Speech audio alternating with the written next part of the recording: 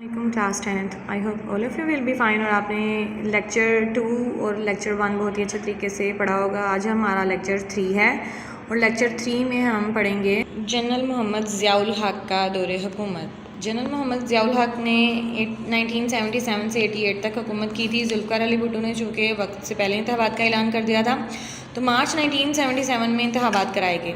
تو Pakistan Peoples party کا مقابلہ جو تھا وہ 9 سیاسی جماعتیں مل کر قومی اتحاد پاکستان قومی اتحاد کے نام سے جو جماعت تشکیل ہوئی تھی وہ کر رہی تھی. اور انتخابات میں جو ہے پاکستان پیپلز پارٹی کو کامیابی حاصل ہو گئی. لیکن پاکستان قومی اتحاد نے پیپلز پارٹی پر دھاندلی کا الزام لگایا اور اس کے خلاف تحریکیں شروع کر دیں.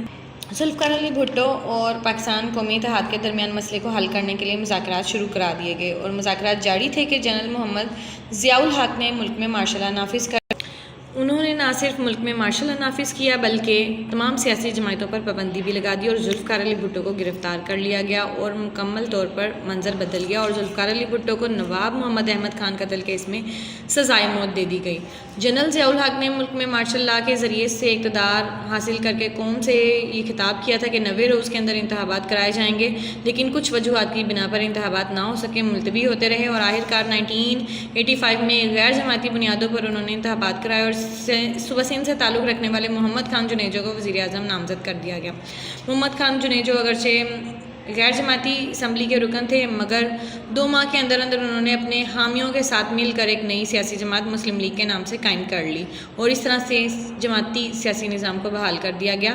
اور 1985 میں ملک میں 8ویں ترمیم کی گئی 1973 کے آئین میں، اور اس ترمیم کی روح سے صدر پاکستان کو کئی اختیارات دیے گئے تھے جیسے کہ آئینی طاقت انہیں حاصل ہو گئی تھی اور یہ اختیارات جو ہے پاکستان کے 58 آرٹیکل میں شامل ہوئے جس کے تحت صدر پاکستان کو یہ اختیار حاصل تھا کہ وہ پاکستان کی قومی اسمبلی کو تحلیل کر سکتا تھا لیکن وہ سینٹ کو تحلیل کرنے کا اختیار نہیں رکھتا تھا. آئین پاکستان کے آرٹیکل 58(2)B کی روح سے صدر پاکستان جو ہے وہ وزیر اعظم کو اور اس کابینہ کو ختم کر سکتا تھا، فارغ کر سکتا تھا. محمد خان جنیجو چونکہ جمہوری مزاج کے انسان تھے اور جنرل ضیاء الحق جیسا کہ آپ جانتے ہیں وہ آرمی بیک گراؤنڈ سے تھے اور ان کی ڈکٹیٹرشپ ان کا مزاج تھا، تو اس وجہ سے دونوں میں کافی حد تک کلیشز رہے اور ہم آہنگی نہ ہو سکی اور دونوں کے درمیان اختلافات پیدا ہوئے جس کی بنا پر جنرل ضیاء الحق نے 29 مئی 1988 کو آرٹیکل 58(2)B کو استعمال کرتے ہوئے محمد خان جنیجو کی حکومت کو ختم کر دیا اور قومی اور صوبائی اسمبلیاں ختم کر دی. جنرل ضیاء الحق کے دور حکومت میں کچھ اصلاحات نافذ کی گئیں جو کہ درج ذیل ہیں جو میں آپ کو بتانے والی ہوں. سب سے پہلے ہم پڑھیں گے صنعتی اصلاحات. انہوں نے صنعت سے متعلق جو ہیں کافی پالیسیاں اپنائی تھیں اور ذوالفقار علی بھٹو کی پالیسیوں کو ختم کر دیا تھا اور بہت سی صنعتیں ان کے مالکان کے حوالے کر دی گئی تھی. یعنی کہ ذوالفقار علی بھٹو نے پرائیویٹ کو گورنمنٹ کے انڈر کیا تھا لیکن ضیاء الحق نے جو ہے وہ جو پرائیویٹائزڈ کر دی تھی جیسے کہ کاٹن فیکٹریاں، چاول اور آٹے کی ملیں وغیرہ وغیرہ. اس کے علاوہ جو ہے سرمایہ کاروں کو تحفظ فراہم ہو گیا، یعنی کہ جو انویسٹرز تھے جو پاکستان میں انویسٹ کر رہے تھے اپنے پیسے ان کو تحفظ مل گیا. انہوں نے بڑی صنعتیں لگانا شروع کی اور پاکستان میں زیادہ تر صنعتیں جو ہیں وہ پرائیویٹ شعبے میں لگائی گئیں اور ملک کی برآمدات میں اضافہ ہونے لگا.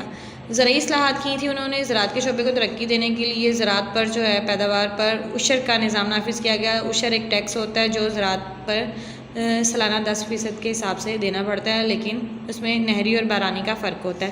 اسی میں جو ہے بارانی علاقوں میں 10% لگایا گیا پیداوار پر ٹیکس اور نہری علاقوں میں 5% تک لگایا گیا. تعلیمی اصلاحات اسلامیات اور مطالعہ پاکستان کی تعلیم کو انہوں نے BA لیول تک یعنی کہ گریجویشن لیول تک لازمی قرار دیا گیا. خواتین کی تعلیم کے لیے انہوں نے علیحدہ سے یونیورسٹیاں بنائیں.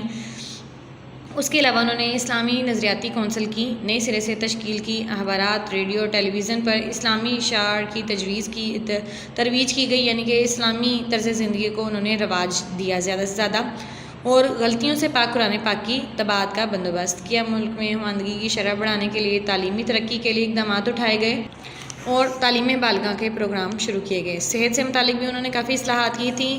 انہوں نے ملک میں صحت کی سہولیات فراہم کرنے کے لیے جو ہے وہ ایک پروگرام شروع کیا تھا. دیہاتی علاقوں میں بنیادی صحت کے مراکز کے علاوہ انہوں نے لیڈی ہیلتھ ورکرز کے ذریعے سے بھی طبی سہولیات فراہم کرنے کا کام شروع کیا.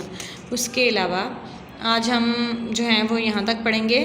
آپ کا لیکچر 3 امید ہے کہ آپ نے بڑے ہی اچھے طریقے سے پڑھا ہوگا, سمجھا ہوگا اور اسے اچھے طریقے سے یاد کر لیجیے گا. اللہ حافظ.